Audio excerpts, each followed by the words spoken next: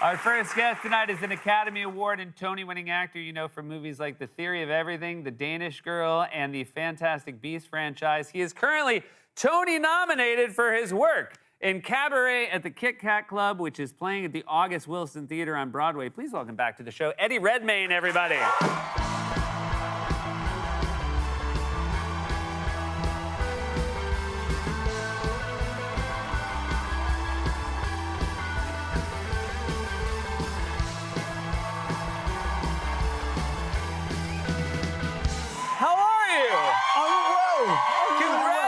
Congratulations on the show. 9 Tony nominations for Cabaret. Thank you. Must make it, I mean, obviously it's very special to receive your own nomination, but it must make it extra nice that that so many people in the production were honored. It's been wonderful. It's been, this has been a project that I've been sort of working on for, I think, 8 years now, and it's one of my favorite musicals, and getting to do it here on Broadway with this extraordinary cast and crew has been, it's been one of like the great experiences of my life. So this was a musical you loved as a kid. This is not the most kid-friendly musical. That is true. How old were you when you first were turned on to Cabaret? I mean, I was about 14 or 15. Okay, so that's that was kind of fair, yeah. Okay, that's about the age, yeah. Totally. Right, because your kids are not old enough for Cabaret. I mean, in theory, Seth, they're not. But the thing about Cabaret is John Kander wrote this music that is so catchy. Sure. And so my kids have been singing it since I've been working on it for the past 6 years,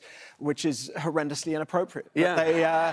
But they came and they because they're desperate to know like what I do, and yeah, like, you're doing Cabaret, and we've moved to New York for it. Also, when you work in film, it is boring to go to a film set, and it's an exciting experience for kids to go to a Broadway show. Exactly that. And so they you know they were sort of too young when I was doing Fantastic Beasts, which would be kind of kid friendly. They loved the idea of me being a wizard, but they came to work to see the opening of Cabaret, to see Willkommen, and they just couldn't get their head around the fact that I was dressed in a party hat, basically at a party, at a kid's party. They were like, "This is work?" They're sort of baffled, confused. Well, I should note, like, if you, I mean, usually if you're a kid and you walk in and see your dad dressed like this, that, like, you're not, that's a thing you're not supposed to see. It's funny you should say that, because I only get a little, I'm basically on stage for most of the show, and I get like a 5-minute break at the end of the first act in which I'm dressed in this, and that's normally when I FaceTime my wife and my kids.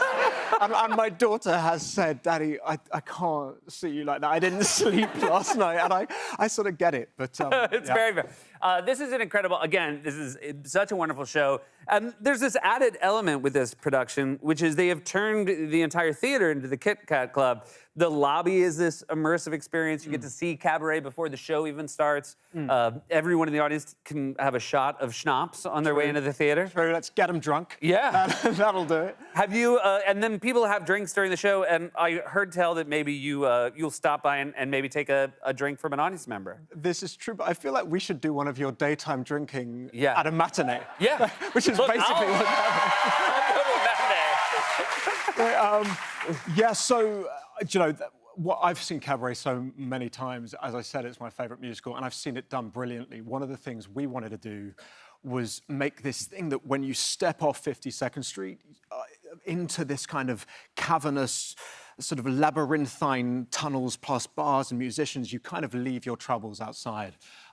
But it means that we have, you know, the audience is the other character in the piece, and we have some pretty amazing audience members, including the other, and I get to kind of snake in and around the audience, and generally everyone has been so avuncular and wonderful, but occasionally you get a special moment like the other evening when I was in sort of around some audience member, and she turned to me and mid-show asked me for a selfie. Yeah. And I was in my best sort of German accent, and I was like, you know what? This is probably not the moment. Perhaps you can come to stage door afterwards, and then we can do that.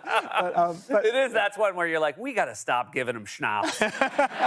This is on us. If we're giving them schnapps, they're going to ask. Probably. You talked about how avuncular the audience can be. This is a show you did on the West End first. That's right. So you have gotten to see the differences between a British audience and a U.S. audience with the same material. Yeah. How do you find the American audiences with it? Well, without playing into kind of national stereotypes, the Brits are definitely more buttoned up. And one of the things that I kind of love about American audiences is this, like, when you come on stage, you get a round of applause for doing nothing, which means, as far as I'm concerned, it's a win from the start of the evening. Literally, you get attendance applause. Yeah, attendance applause.